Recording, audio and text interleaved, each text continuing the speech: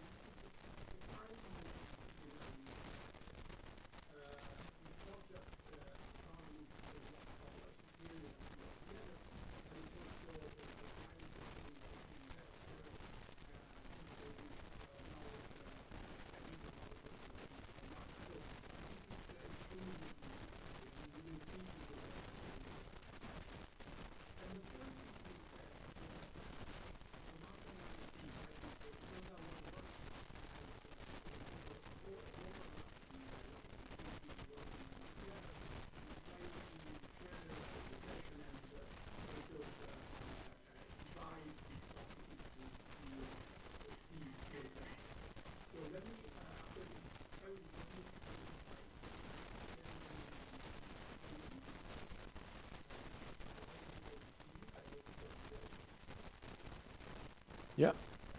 Yeah, great. So,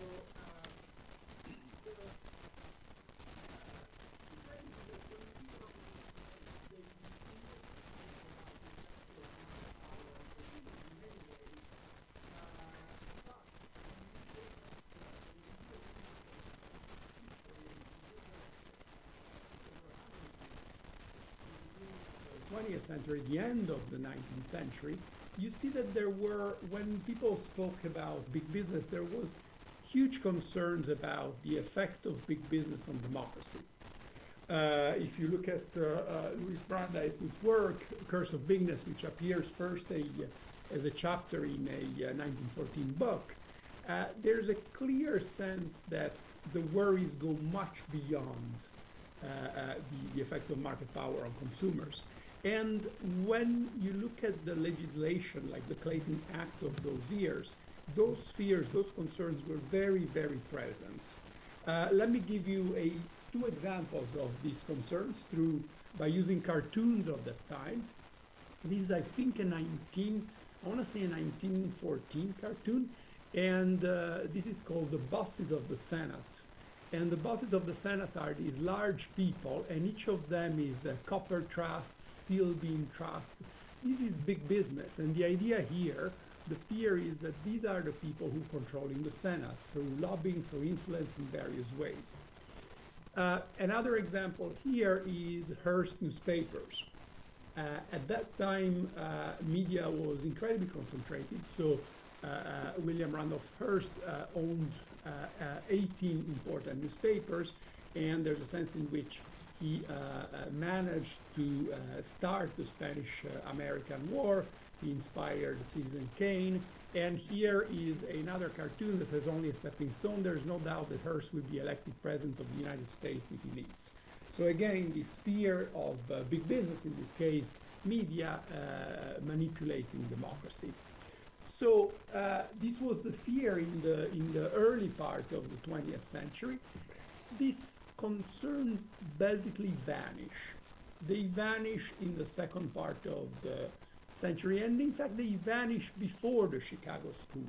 The Harvard School too was not extremely concerned with that. There's a nice quote by Titowski that says, "Antitrust economists and lawyers have had such success in persuading the courts to adopt an exclusively economic approach to antitrust questions, and fears that this will lead to excessive concentration of economic power that will breed anti-democratic political pressures." Now, this was the situation for many decades until in more recent years, people from various disciplines, including Tim Wolf that you just mentioned, started saying, but here we have this indirect channel, this political channel, and this political channel may be very important. And they provide important examples. Luigi Zingales is another person who's been very active here. And these examples are sometimes very convincing, but I think what's missing is quantification. Can we measure this phenomena? Because unless we measure them, there's nothing we can do it's very difficult to act upon them in a regulatory way. So what Tommaso and I were thinking of doing in this hour is to discuss two examples of the effect of market power on political power. I will talk about media plurality. So this is power, big business in the news provision market, and can it lead to manipulation of the democratic process, and what can we do about it? And then Tommaso will talk more broadly about the effect of this big business on lobbying, whether larger firms have more resources and more incentives to influence the democratic process. And I want to say that neither of these topics is new. What we try to bring to these topics is evidence, measurement, because only when you have that you can think of regulating this phenomena. So let me begin with my part, which is about media plurality. I'm going to begin with some examples. Then I'm going to have a conceptual part about why the media industry is different, and what antitrust is missing in that area. Then I'm going to discuss the shortcomings of the current regulatory framework. And then I'm going to try and discuss an approach that people have been interested in recent years, which is a more micro-founded and general approach, attention shares. I will discuss how it's used in practice by some regulatory agencies. And then I will conclude with, I think, the most important part, which is all the open questions in this area, which hopefully we will able to address in the future. So 3 examples. The first one comes from Britain. These are relatively recent examples. Britain 2017, 21st Century Fox, owned by Murdoch, tries to buy 100% of Sky. Century Fox already owns 2 important newspapers. Sky owns Sky News. And Murdoch already owns 39% of Sky and wants full control. So from a strict antitrust perspective, this is a non-event. We will see how that was dealt with. France, this is something that's still going on. Bolloré wants to acquire Lagardère. Again, there are on both sides, there are already a lot of important news outlets. And here there's a very nice paper by Julia Cagé and co-authors on what happens when Bolloré acquires a news outlet, and in particular how the bias of the outlet changes. Finally, an example from the US, which has been going on for over 10 years, Sinclair, a large local TV group, has acquired, either as owner or operator, over 200 local TV stations in the past 12 years. When these stations are acquired, they're often required to include prepackaged video segments, or the newscaster, news anchors are required to read prepared scripts, and these have strong ideological bias. There's a very nice paper here by Martin McCrane that documents the effect of all this. So let's pause for a second. When we think about these examples, what are we worried about? First of all, people are very worried about. In each of these 3 countries, there is a big debate about these issues. But what are people worried about? Are they worried about standard competition policy concerns, like the fact that prices charged to consumers or advertisers may go up? This is not the first order worry in the debate. The first order worry has to do with the erosion of plurality of opinions and the risk that the democratic process gets manipulated. This is what people are concerned about. And what we want to try and do in this research is to try and provide a conceptual framework to define and quantify this second effect and how we can think about it. And I will get later on to the question posed by Federico, whether this is something that antitrust should deal with, or whether it should be done by some other regulator. And by the way, I don't know. The answer is I don't know. It's a question for this audience. So conceptually, why is the media industry different from the milk industry? Because it produces a public good. This has been known for over 2 centuries. What is the public good? The public good is political information. Why is political information a public good? Well, because if Federico and Tommaso become more informed about the government, they will keep the government disciplined, and that will be beneficial for me, even if I don't get informed. The evidence for this effect is enormous. I won't even cite the papers, but there's a survey by Stromberg that lists all these papers, and you see that government behaves better when citizens are better informed. But this is only the beginning, so there's this public good. Now, why do we care about ownership?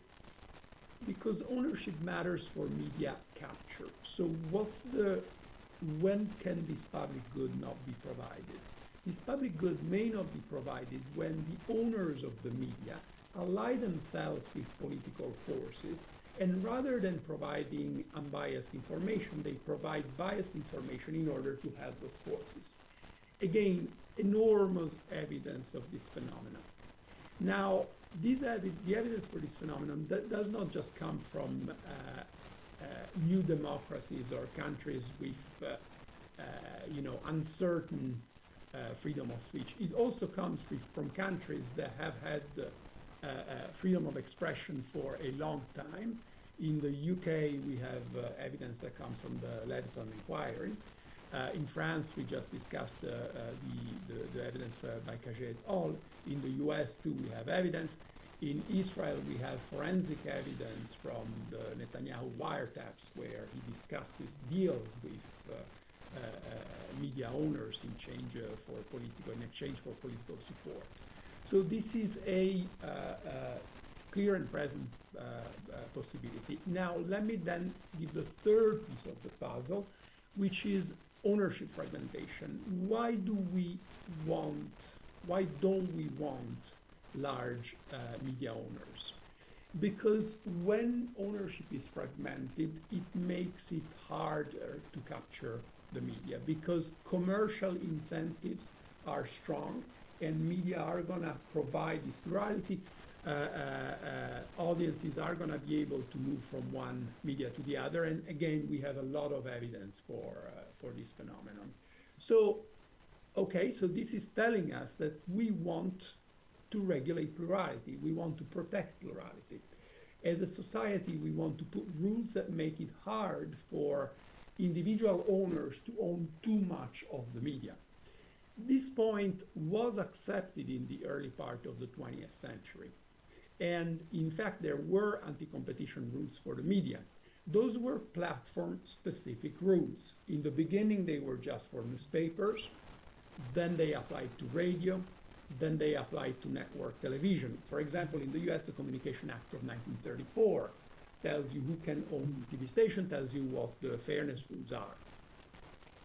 And when we think about the rules that are in place in most European countries, they take this form. They're platform-specific rules. The problem is they don't work anymore. They don't work anymore because platforms have proliferated and have blurred. So what is now a newspaper can be physical paper, or can be on your phone, or can be on many other platforms. So talking about platforms has become very, very difficult to do. And it's very, very difficult to base regulation on that. By the way, this is not new. This began with cable TV in the US. So there's nothing new. So these rules have become obsolete and toothless. They've been obsolete and toothless for at least 20 years. In fact, in 2003, the FCC tried to create a diversity index that was sort of a mix of various platform-specific concentration indices. And it completely failed. The court said this does not make sense, it's completely arbitrary. So we need to go beyond that. We need to go beyond that, and we need to have a way to measure plurality that has some characteristics. It's not platform-based, has to have some theoretical foundation, has to allow for multi-homing, has to allow for the fact that people may get news from different platforms, has to allow for a rich media landscape with an arbitrary set of platforms and providers, and a set of platforms that is evolving over time. 5 years from now, we will get our news in different ways. We cannot have an index that depends on which ways we use to get the news. And ultimately, it must be independent of the identity of the owner. We don't want to have ad hoc rules against certain particular owners. So the idea here is that, and this is, there's a much longer paper that I cannot discuss in this short time, but the idea is that we are thinking about the public good. We're modeling the public good. The public good is an election. Information in this election goes to the voters. There's a rich media landscape with users that can multi-home, with multiple platforms, multiple media, multiple owners that can own outlets on different platforms. And the idea is to use a worst-case approach. So if media owners are just there to provide good information, we don't have a problem. If citizens are extremely rational and attentive, also we don't have a problem because they will move away. So the assumption you make is that some owners may be evil, may become evil, and we want to insure against that. And what does evil mean? Evil means that they want to manipulate the democratic process. They want some party to win as opposed to another party. And citizens may be naive, may be inattentive, may not fully realize that this process is going on. And then within this setting, we want to ask, how does a proposed acquisition affect the ability of an owner to manipulate the election? Should this owner want to manipulate the election? And the answer is that under certain conditions, a good way of measuring this is a relatively simple index based on something that we call attention shares. Let me bore you with a couple of slides on what attention shares are. So let me do it through an example. Take an imaginary country. This is a country with 20 million people, and they're divided in three media segments. Segment 1 has 10 million people, segment 2 has 5 million people, segment 3 has 5 million people. And then there are 6 news outlets in this country. 2 are TV stations, 2 are newspapers, 2 are new media, okay? And the information I want to have is what do the different segments use for their information, their political information, and let me make this assumption. Let me assume that segment 1, they only watch TV station 2, and they spend 1 hour a day on it. Instead, the second segment, they multi-home, they watch TV 1, and they read newspaper 1. And then the third segment are people who are very interested in the news. They watch a TV station, they read a newspaper, and they follow 2 new media sources. So you can look at the audience numbers of all these these media, and you will see that each TV station has 10 million viewers, each newspaper has 5 million readers, and each new media outlet has 5 million followers.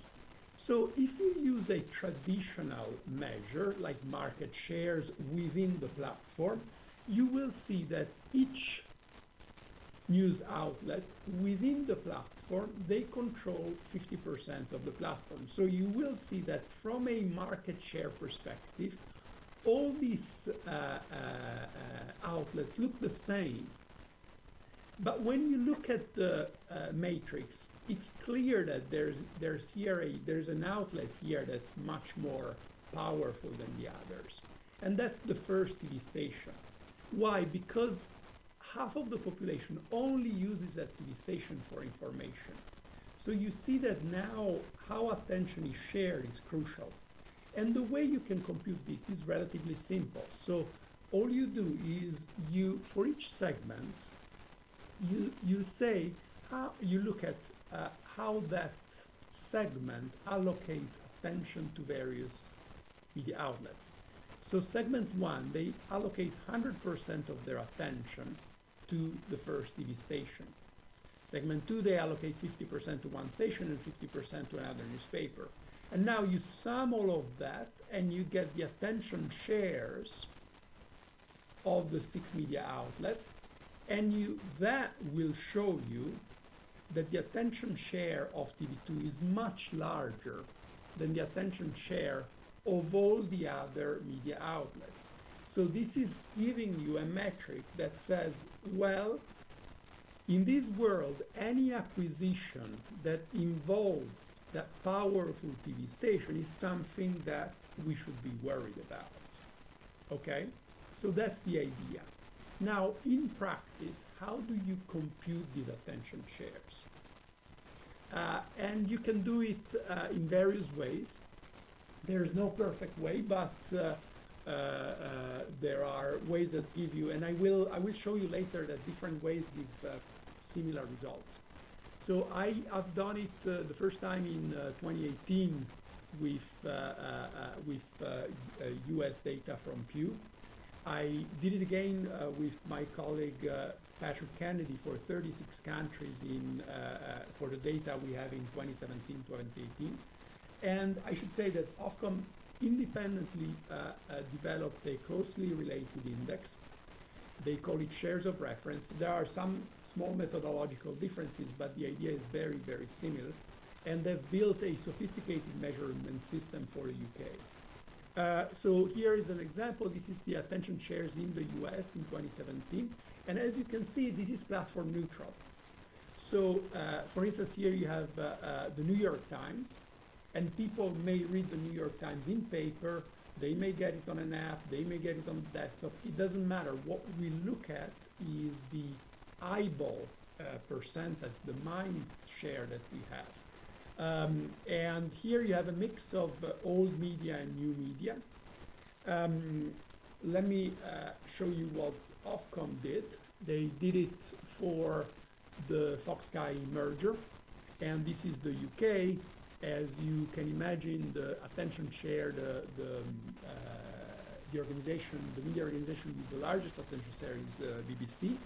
Then you have ITN, and then they use this to measure the effect of the potential merger. So these are the merging entities. There's Sky and there's News Corp. You compute their attention share, and then you say, suppose we allow them to merge, what do we get? We get the merged entity. And now the merged entity would have been the largest attention share in the UK outside of BBC and ITN, and those have very different governance systems. So this is something that should probably raise an alarm bell, and it did in the case. And so in the case, what happened, you probably know it better than me, is that the CMA decided on the basis of this data also that the proposed transaction may be expected to operate against the public interest, and they decide to block the acquisition unless the acquirer divests all of Sky News, and as you know, it didn't go through. I wanted, this is the last piece of data I'm gonna show you, and then I'm gonna conclude. And this is, so as I mentioned, both my co-author and I and Ofcom computed attention shares independently, and we also computed them for the UK. And as you can see, the numbers are not very different, even though we use the different data and different methodology. So my guess is that if you look at the relative size of attention shares, you're gonna get, if you use decent data, you're gonna get very similar results. So I'm ready to conclude. What I hope I showed you is that if we want to talk about media plurality, we don't need to change the world. We don't need to look for exoteric theories. We can use pretty standard microeconomic tools, and we will get definitions and quantification. That is a start, and then we will have a lot of open issues. We still have to decide how exactly we compute these attention shares, and having more digital data will be useful. We have to decide what we do with indirect news providers like social media and news aggregators. As you can see here, Ofcom treated them separately. You can think of various approaches. The question that Federico was asking, who should be the enforcer of media plurality once we define it and measure? Should it be competition authority? Should it be the media regulator? Should it be a combination of the two? Now, attention shares is only something, because attention shares is only consumption, how much we consume. But we should probably go deeper, and we should figure out what people learn from the news. And so my current work with my colleague Charles Angelucci goes into actually measuring not how much time people spend on different sources, but what people absorb from those sources. Then you have questions about media ownership. We treated all media owners equally. but maybe we should be more worried about media owners that have large non-media interests. Should we be worried about Elon Musk buying Twitter, given that Elon Musk has so many interests, policy interests, and that will segue into Tommaso's talk. We have to think about internal plurality versus external plurality. So when you think about the BBC, you're less worried about external plurality because there's a governance system. More in general, governance is going to be a big question in this area. And that concludes what I had to say. Thank you.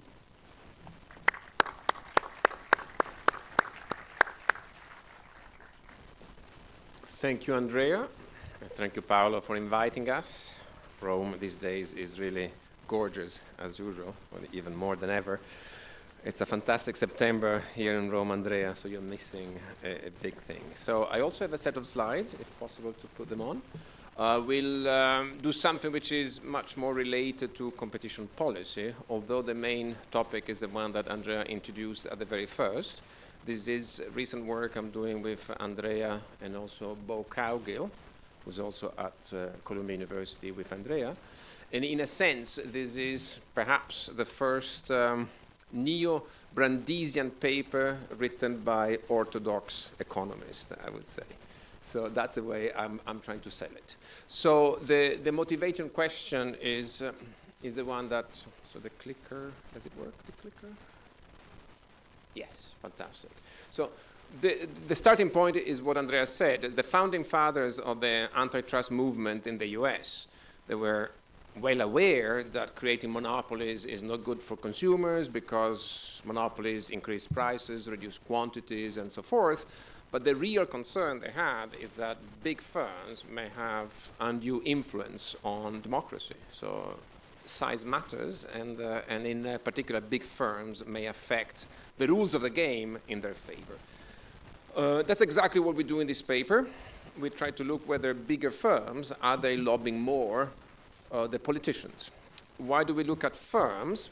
First of all, because there is obviously a nice connection with the theme of this conference. You are interested in competition policy ultimately. We all are. But secondly, because in the data, it's big corporations that spend most of the money on lobbying the politicians. So about 90% of lobbying in the United States come from firms, from corporations. There's also ideological lobbying that individuals are doing. There's also the unions which are involved, but the biggest share comes from corporations. So the paper has a fairly straightforward question, and we want to see whether, indeed, does size matter when it comes to lobbying? And we are going to look at this empirically through mergers for two reasons. Because in principle, you can say size matters, if it is true. That's a working hypothesis, that size matters per se. Just look at that directly. So firms may become bigger through organic growth, and then you can link that organic growth to lobbying as well. But that's very hard to do in the data, because unraveling the sources of organic growth in the data, understanding what is driving growth, is a very challenging question in economics. Instead, we're going to use mergers, because mergers are useful for our purposes. Mergers are very common events. There are many. Again, this crowd here is perhaps interested in the large mergers that go in front of the Antitrust Authority, but don't be mistaken. There is a lot of mergers in the economy that are not vetted by anyone. Just to give you an order of magnitude, in the US every year there is about 20,000 mergers. Only a tiny fraction of that goes in front of the DOJ or the FTC. So you have this, very common phenomenon of merging firms every year for long periods of time, and you can follow whether this is giving you enough variation in the data to identify the phenomenon we're interested in. The paper, we're still working on it. It is going, yet again, another revision for academic publications, as it should. So we are doing all the robustness checks, but it's almost finished, I should say. The paper has both the theory section, which I will not present, and an empirical section, which I want to focus on. But the theory section is useful to frame the problem. So we have a very simple model. If you're interested in that, I would ask you, the paper is available on the web to download and read if you have an interest. There is something interesting there too, because we are linking two approaches, one which is very standard for this audience, which is a merger between firms. Okay? There's a merger, typical as we do in industrial organization, but there is also in this firms which are merging, the same firms can also lobby a regulator in order to get advantages at the industry level. So they are, for instance, just to think about a possible mechanism, there are some incumbents in an industry, say, I don't know, large airline carriers, and these airline carriers are lobbying an industry regulator in order to keep out low-cost carrier, okay, through maybe safety standards or particular regulation. They don't want to have this kind of competition or think about trying not to allow competition from foreign firms. And again, you're trying to convince regulators, politicians to make sure that incumbents are protected. This is one of the possible mechanisms. So the theory is interesting to understand what is the link between a political economy view of the world where firms are engaged with a regulator in order to have favors from the regulator, and vice versa. The regulator may get employed at some stage by the industry or might just get some money or something like this. And that's typical from the political economy. And then we link this with an IO model. So the model is interesting itself. It lets us think about, it lets us frame the problem. It also tells us when are we expecting firms to lobby, under what conditions, which firms are expected to lobby at all, if lobbying involves some, say, setting up an office in Washington, D.C. in order to speak to the regulators. That's costly. The models also is going to tell us about both the merging firms and the industry as a whole, because the competitors, even if they don't merge, they may have a response as well. So it's useful when you look at the data to have a mapping between what the model says and what you should be looking into the data. But as I said, the most important thing for this presentation is the data work we're doing. And in the data work, let me remind you of the main question, which is fairly simple. Take two firms that prior to a merger that they're independent. They could be lobbying prior to the merger as well. They could. And then you merge them together, and you're going to ask yourself, this new entity created by the merger, does this new entity lobby more or less than the sum of the lobbying of those parties where they were independent? So it's an empirical project in economics. You have to do a lot of work to convince referees you're really identifying something. There is a novelty, I should say, for some economic audiences that we are doing. We are introducing, at least in the merger analysis, a concept of what we call a composite firm, which we are doing for the following reason, not because it's a theoretical nice thing to have, but because we notice in the data, what you do has always to be driven by what you observe in the data, I would say. And in the data we observe that lots of firms never merge, okay? They never merge. There is a few firms that merge, but among those who do merge, they merge a lot of times, okay? There's multiple mergers. And so you have to deal, what does it mean before and after? So as a representation in this simple diagram that you have on the slide, imagine you have 4 separate entities at the beginning, at some point in time. Let's call them A, B, C, and D. And then in a second period, our data are every 6 months. So in half year 2, second period, A and B merge into a firm AB, and C and D merge into firm CD. And then ultimately, these 2 intermediate firms merge into the final firm ABCD. Okay? So all these components, there is a final firm ABCD, and AB, CD in time 2, and independently A, B, C, and D, at some stage, these A, B, C, and D are at time 1, at some stage they will belong to the same bundle. So in the way we code the data, and that's going to be one way of looking at the empirical analysis, we will have time fixed effects in the sense that the first period might be going through an economic boom, and there's lots of mergers. We control for that. So 2008, it was different because there was a financial crisis. We can control for that.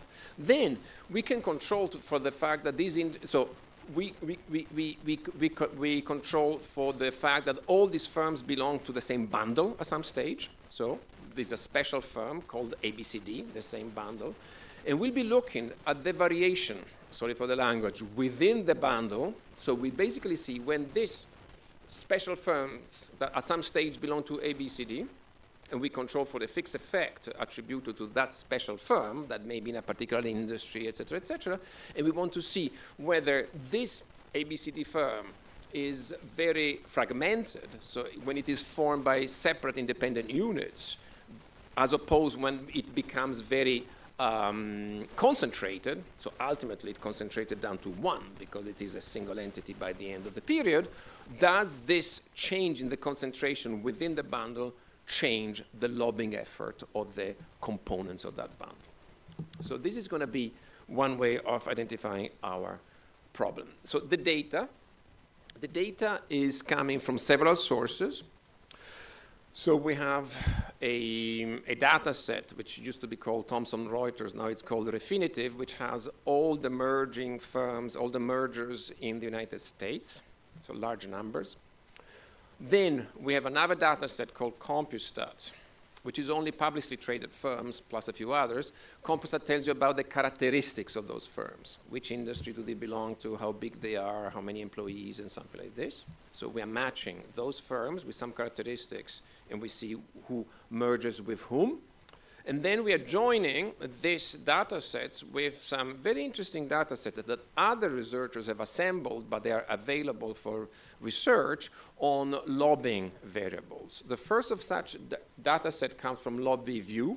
This is all coded by firm. How much money did a firm give to politicians? Okay? So lobbying money to politicians in the US. This is federal lobbying. So when you, US Congress, how much did you pay?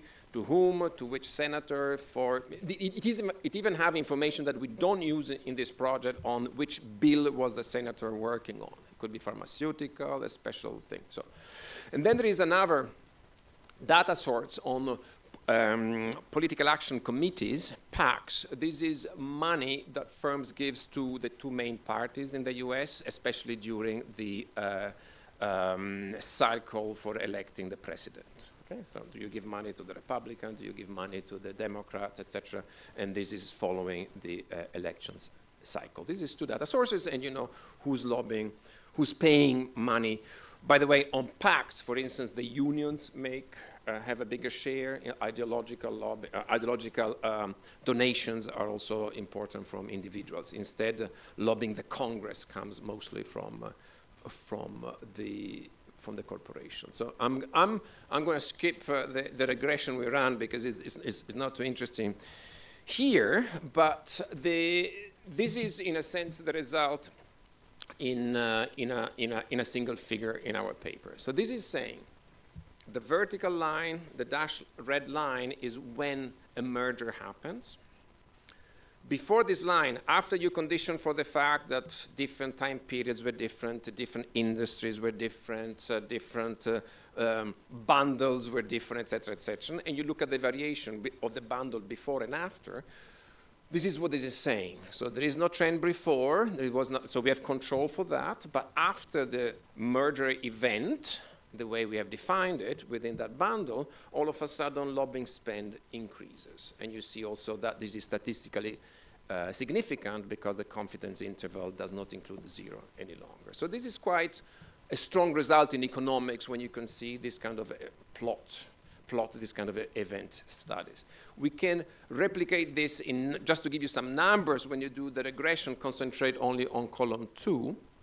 Column 2, this is saying that every time the number of components within the bundle is reduced by 1. That's a merger, okay? We started with 4 components, it goes down to 3 because 2 of them merged, okay? So when it goes down by 1, so effectively this is the effect of a merger. So you're reducing, that's why there is a negative number in front, obviously, because you are making the bundle less fragmented and more concentrated. Lobbying amount goes up by more than $60,000. The unit of time here is every 6 months. So if you want to have an order of magnitude, this means $120K per year. Is it a lot? Is it a little? Remember, The universe of mergers we are talking about is a universe with about 20,000 mergers every year. If you want to do this back of the envelope calculation, 20,000 times 120,000, that's $2.5 billion of lobbying. That's a permanent increase, not just temporary. You saw that the line was staying up after the merger. So every year for the past 20 years, merger increase, as I said, every year per year, lobbying by $2.5 billion according to this specification. I should say also that the results that we find on lobbying the Congress are robust to a lot of different specifications. That's what the referees are asking you to do. So I think I'm reassured that this result is a strong one, and we are pushing it because we find it all over the place. Instead, the result from political action committees is much smaller in size, is less significant from a statistical point of view as well. So we have much less to say about that. So instead, the result on lobbying the Congress is large. The theorist suggests, I haven't told you about the theory, but intuitively, it should be especially the large firms that are more interested in lobbying, because it's the large firms that have more market power. So one implementation that you see in this next table is simply splitting the data. The smaller firms vis-a-vis the larger firms, you split the data in two. Here we're splitting it below the median and above the median. And what the results in column 1 and 2 are basically saying is that all of the action is coming from the large firms. There is almost nothing coming from the small firms. Everything is coming from the large firms. The other point, which is of course an important one, especially for people in the audience coming from industrial organization. So far I talked about mergers, but the mergers can involve firms in the same industry, can it be firms which, conglomerates or all over the place. So what is the impact of mergers across markets? One way of doing this, there are alternatives, but the simplest one we could think of is simply look. Remember, we have this bundle, these firms which are merging together, and we look at the industries to which each main component of the bundle belongs to, and we construct a sort of index of diversity of industry. If the index is very diverse, it means that they belong to very different industries. If instead the index is very unique, one in the limit, they belong to the same industry. So what this does, the additional specification, again, look at column 2, you will find that there is still the same result, and we have added this number of component firms times the unique industry classification code to which the component of the merger, the bundle, belong to. And this is saying as this is becoming more diverse, you have a countervailing force, okay? Which makes sense. If they belong to different sectors, there is less of this lobbying effect. If instead it is very unique, so the unique becomes a very small number, you have the effect that I've shown you before. So it comes from there. The paper does, I don't look at the numbers here, but it has also some implications on what economists called the extensive margin. So far we have made predictions on firms that were lobbying before, and they may or may not lobby more after a merger. But there is an interesting question, maybe before they were not lobbying at all, do they start lobbying after the merger? Again, this is one of the implications of the theory. And that's what we find. We find, because that's a nice thing of the data, we do find in particular that we have information about in-house lobbying. That's precisely when you start having an office in Washington, D.C. in order to be ready to talk to the congressperson. And we see that also at extensive margin, after a merger, it becomes more likely that you set up an office in Washington, D.C. to lobby the politicians. We have also data about the industry, because there are trade associations which are very important. We are being asked about trade associations.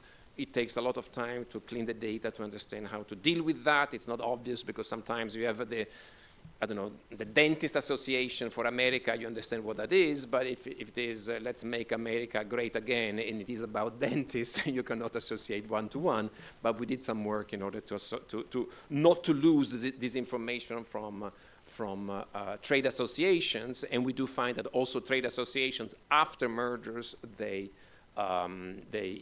lobby more.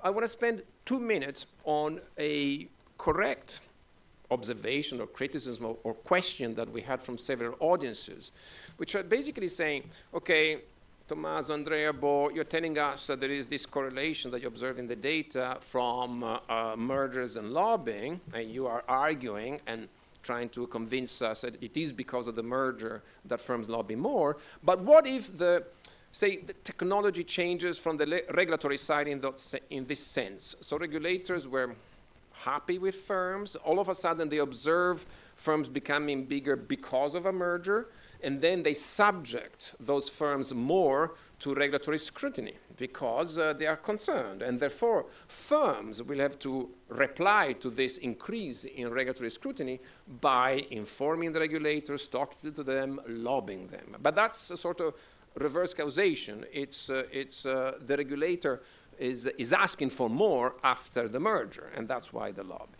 Okay, fine. What can we do? Again, we are interested to be as much as possible data-driven. There is data available from our economists who have done something very interesting. They coded all the earning calls that firms have when they speak to the investors. Okay? They speak to the investors and they talk about stuff, a lot of things. And included in the stuff they talk about, it is regulatory risk. So we can check whether this is true. Do firms all of a sudden start talking about regulatory risk more after a merger?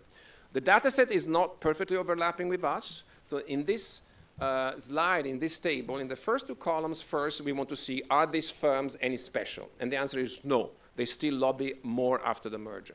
And then in column 3, 4, and 5, they have these variables as coded by these other researchers. Do they talk more about economic policy risk, political sentiment? And the answer is no. We find a 0. So if there was this alternative story, we don't find it in the data. In the data, we don't find that. So the last conclusion which I want to bring to this is, what does it mean for policy? Okay? Because we are always interested in policy. There is a simple conclusion, which is true, but not particularly challenging. First, we find a complementarity between the work of a competition authority and the work of a regulator of lobbies. In the sense that if you have a good lobbying regulator, you make the life of the antitrust authority easier and vice versa. Fine. But in practice, when it comes to antitrust policy, what do we mean? So I'm being asked, Tommaso, are you telling that now your former colleagues at the European Commission all of a sudden should be looking at lobbying as part of a merger assessment? Okay? And my answer is no. No, but it's an answer which I want to qualify. The answer is no, because this would make the job of the enforcer too complicated. There is already a lot of smoke in the process, and it would give, because there would be a reaction for the consultants, for the other side, you would make a mess if you try to make this analysis in a standard case. So I would not use it. You could use it if you want to prioritize particular sectors, if you can highlight that, by the way, in the data as expected, you will find the pharmaceutical, chemical, banking sector are the industries which lobby the most. Big tech are interesting, but they're all a more recent phenomenon, so you don't have enough observation to do a large-scale experiment. But you could inform, if you want, with this work, focusing and zooming in particular industries, and that could be interesting. What I think, and this is my view, it may not be necessarily the view of Andrea and Bo, this is another element in the puzzle about reintroducing structural presumptions in merger assessment. So we have evidence coming from some economists of increasing margins, increasing market concentration. So we are worried when the industry becomes too large that something is going wrong. This is pushing in the same direction telling us that these industries, not only when they get more concentrated, are higher margins, there is less entry, there is less dynamism, something that we have to know. No, but there is also an increase in lobbying, which has some consequences that we may be worried about. So this is calling for the reintroduction, when you are above a certain size, of having more stringent merger rules for yet another reason. It is pushing in the same direction. So my policy implication of this work, it could influence more the legislator rather than the enforcer. The enforcer is applying the existing laws. But if you want to change the laws, like the thresholds, etc., which is very much the direction, by the way, that the DOJ and the FTC are actually taking. So I don't know if Europe will respond, but if you have seen the recent draft of the guidelines, the revised merger guidelines of the DOJ and the FTC are calling for the reintroduction of a structural presumption which has been lost for the past 30 years, and this is part of the evidence that could use to argue in that direction. Thank you.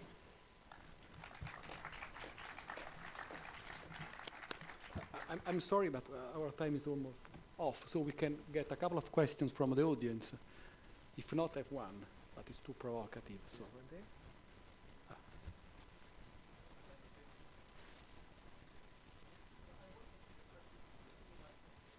Wait a second until the microphone. Try now? Yeah. Yeah. Well, my question may sound naive after the data you've presented, but isn't there a synergy in lobbying? So assume that there's a strategic merger. There are two corporations operating in the same market. Both employ 10 people in their DC or Paris or Brussels lobbying office, and the other merging party does too. Both companies employ an agency to represent them.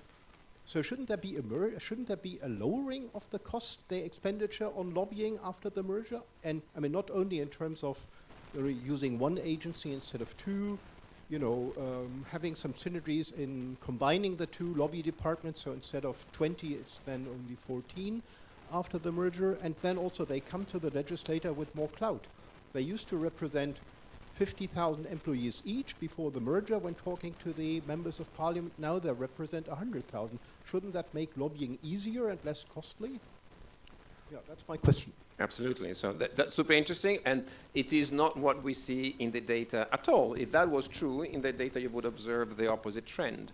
So instead here we observe that those two firms that were lobbying before, after the merge, and again, if you read, there is a theoretical linkage because they get more market power through the merger. Therefore, they have a more of an interest after the merger to keep that market power, and they have to lobby more. So our theory predicts that they should increase, and the data confirms that. So if it was just purely saving on a fixed cost, you would observe something different in the. So it's not what my counter argument to your plausible observation is that it is completely not what we see in the data. You would have observed the opposite in the data, a decline in lobbying, which is not in line with the empirical evidence.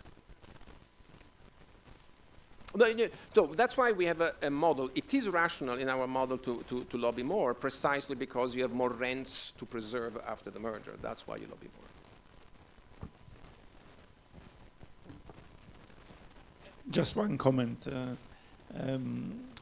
I'm sure in the paper you make this very clear, but you have very nice data on the tip of the iceberg. I remember once discussing with Andrea lobbying, and he was telling me, well, the big question is about how is it that there is so little lobbying in US, given how important lobbying is.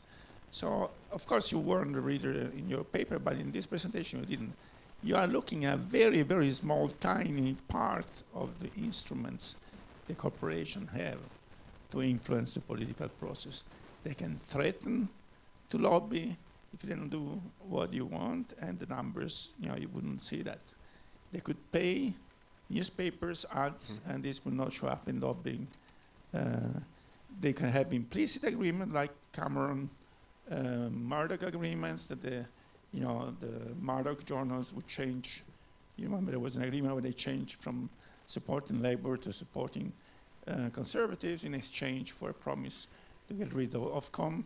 I mean, these are not showing up in lobbying.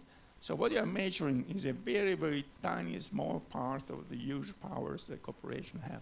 I just wanted to make this clear to this audience because it's probably not going to read your paper, and I'm sure that you make clear.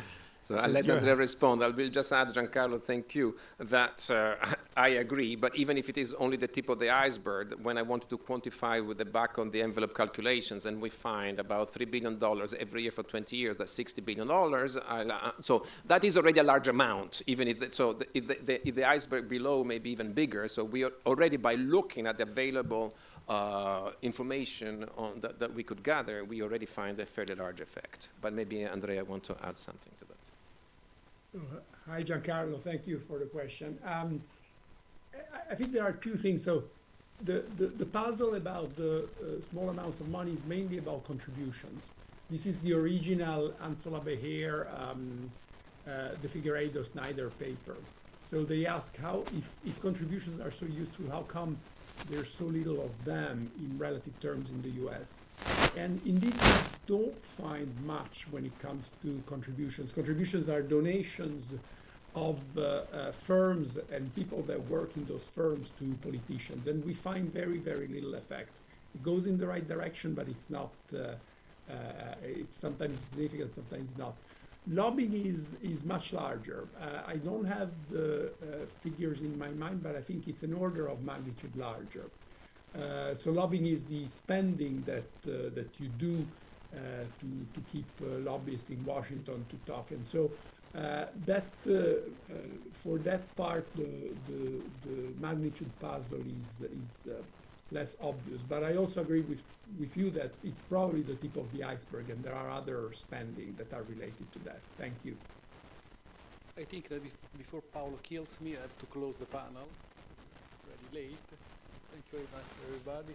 And I'll keep my question. Thank you. Thank you, Federico. Thank you, everybody. Secondo lei c'è modo da finire? Thank you.